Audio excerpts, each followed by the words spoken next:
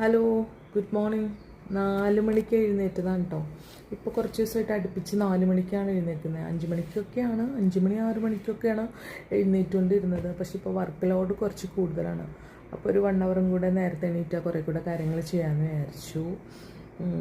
അപ്പോൾ 4 മണിക്ക് എണീറ്റ് എന്താ ചെയ്തതെന്ന് വെച്ചാൽ ഒരു അരമണിക്കൂറോളം പ്രെയറാണ് കേട്ടോ.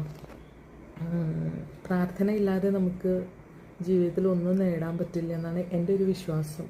പ്രാർത്ഥിക്കാത്ത ഒരു ദിവസം, പ്രാർത്ഥനയില്ലാത്തൊരു ദിവസം അത് വെറും വേസ്റ്റാണെന്നാണ് എൻ്റെ അനുഭവം എനിക്ക് തോന്നിച്ചു തന്നിരിക്കുന്നത്. പിന്നെ അതിനുശേഷം കുറച്ച് വാട്സപ്പ് വെബ്സൈറ്റ് ഓർഡേഴ്സ് ഹാൻഡിൽ ചെയ്യാനുണ്ടായിരുന്നു. മീഷോ ആമസോൺ ഓർഡേഴ്സൊക്കെ ഹാൻഡിൽ ചെയ്യാനുണ്ടായിരുന്നു. ഓൺലൈൻ വർക്ക്സ് ആയിരുന്നു.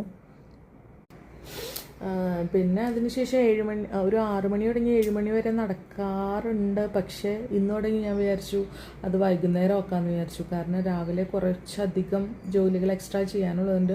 അപ്പോൾ ഇന്ന് തുടങ്ങി വൈകുന്നേരം നടന്ന് നോക്കാമെന്ന് വിചാരിച്ചു. പറ്റുമെന്ന് വിചാരിക്കുന്നു. പറ്റിയില്ലെങ്കിൽ നമ്മൾ പഴയ പോലെ തന്നെ രാവിലെ തന്നെ ആക്കും. എന്തായാലും വ്യായാമം നിർബന്ധം.